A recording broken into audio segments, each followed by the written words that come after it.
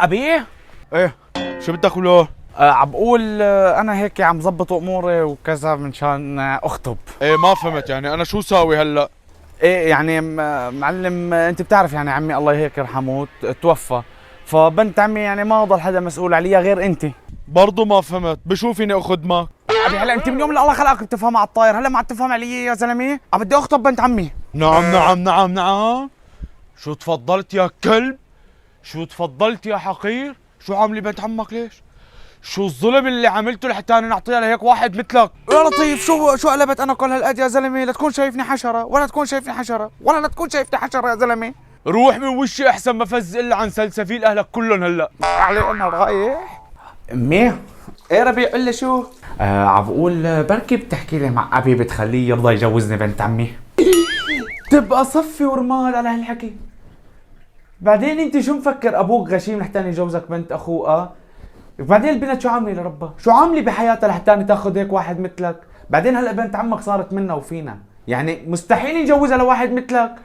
يعني انا اليوم اذا بدي اخذك اخطب لك بروح ببلي العالم فيك، مو بنبلي انا فيك. عملتوا بالله عليكم، شو شايفيني كل هالقد؟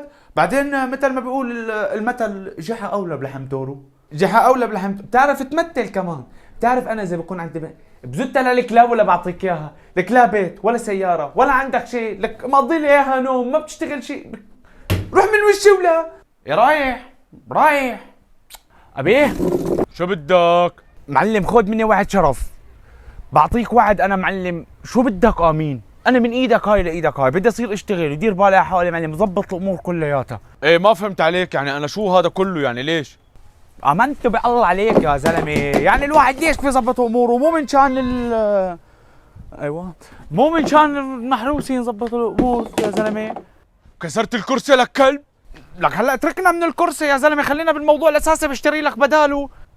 طيب ماشي، فهمت عليك. ليك رح اعطيك مهلة 3 شهور فقط، بدك تكون مجهز حالك. ماشي وانا موافق، من هلا بدي ابلش انا. طيب يلا رون الع.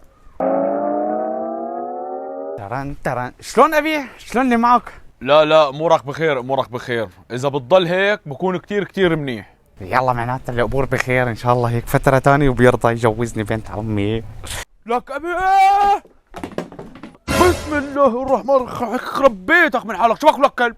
3 شهور يا زلمه، انا لا نومي نوم ولا اكل ولا شرب شرب، واخر شيء يا زلمه مشغلني مثل الخدام بين ايديك، على قوم زراعه وقوم اعمل وقوم اشطف وقوم ساوي. اخر شيء بتخطب لبنت عمي يا زلمه؟ إيه اجباري بدي اخطبها، لانه انا قلت لك من الاول وبرجع بعد لك اياها، مستحيل جوزها لواحد عاهه مثلك. انا عاهه؟